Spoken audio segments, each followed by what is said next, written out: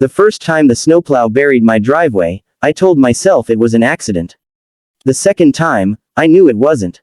By the third time, when a frozen wall of dirty snow rose taller than my hood and crushed my mailbox flat, I stood there in the biting cold and realized something important. The HOA had decided my property was their dumping ground.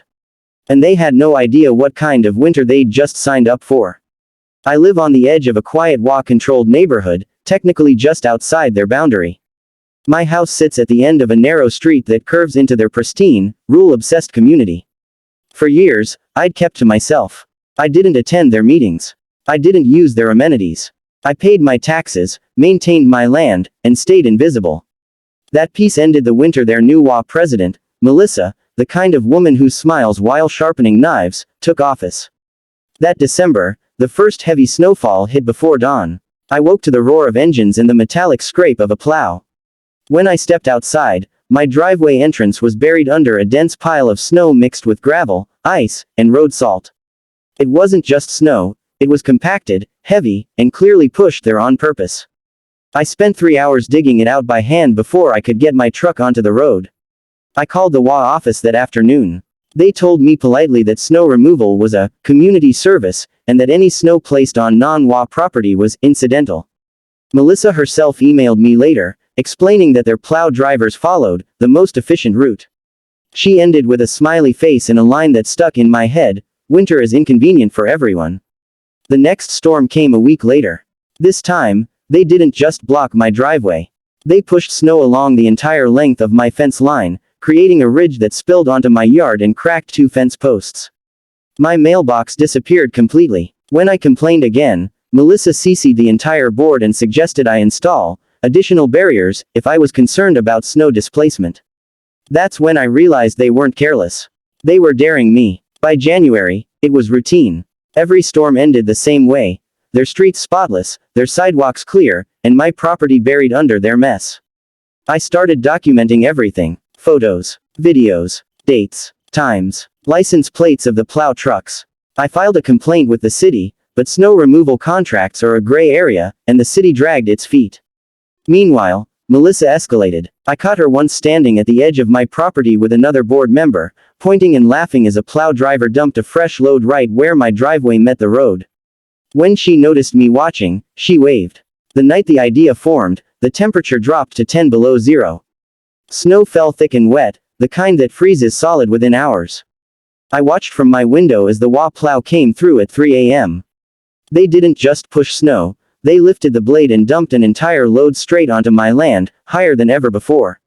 Something snapped. I own heavy equipment. Not fancy, not new, but functional. A compact loader with a reinforced bucket, usually used for landscaping and moving gravel.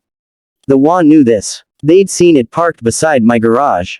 What they didn't know was that I also knew the exact boundaries of public right-of-way, HOA easements, and my private property, down to the inch. The next morning, I didn't clear the snow. I added to it. I spent the entire day moving snow from my yard, my fields, and every legal inch of my property toward the edge of their street. I packed it tight, layering wet snow and ice, spraying it with water so it froze into a solid mass. By sunset, a wall began to form. Not a pile, a wall. 8 feet high, 10 feet thick, perfectly aligned along the boundary line. I slept for 3 hours and went back out before dawn. The temperature stayed low. The wall hardened like concrete. By the time the HOA residents woke up, their street was blocked end to end. No cars could get through. Not SUVs. Not plows. Not emergency vehicles. The road was completely sealed by a frozen barricade of their own snow, legally placed on my land but positioned so it cut off their only access point. Phones started ringing before breakfast. Melissa showed up first, red-faced, heels sinking into slush as she stormed up to my gate. She screamed about safety, about liability, about lawsuits. I calmly told her the wall was entirely on my property and built from snow that had been dumped there by their contractor. I reminded her of her email. Winter is inconvenient for everyone. Police arrived next. Then city officials. They measured. They checked maps. They reviewed my documentation. Every inch was legal. The city asked me, politely, if I'd consider removing it. I asked, politely, if they could guarantee the HOA would stop dumping snow on my land. No one could answer that. The HOA tried hiring a private crew to break through the wall. They managed about 2 feet before their equipment stalled and cracked a blade. The wall didn't budge. For 3 days, the neighborhood was effectively trapped. Residents parked outside and walked in. Garbage trucks couldn't enter. Deliveries were canceled. The HOA's emergency meeting devolved into shouting matches, all of it live-streamed by an angry resident who'd missed work for the second day in a row. On day 4, Melissa sent a certified letter. An apology. A real one. The HOA would revise their snow removal contract. They would pay for the damage to my fence and mailbox. They would install permanent barriers to prevent future dumping. They would formally acknowledge my property rights. I didn't respond. On day 5, the city returned with a written agreement signed by the HOA board. Only then did I start dismantling the wall, slowly, deliberately, letting them watch as their frozen problem melted away. The rest of winter passed quietly. Not a single flake of HOA snow crossed onto my land again.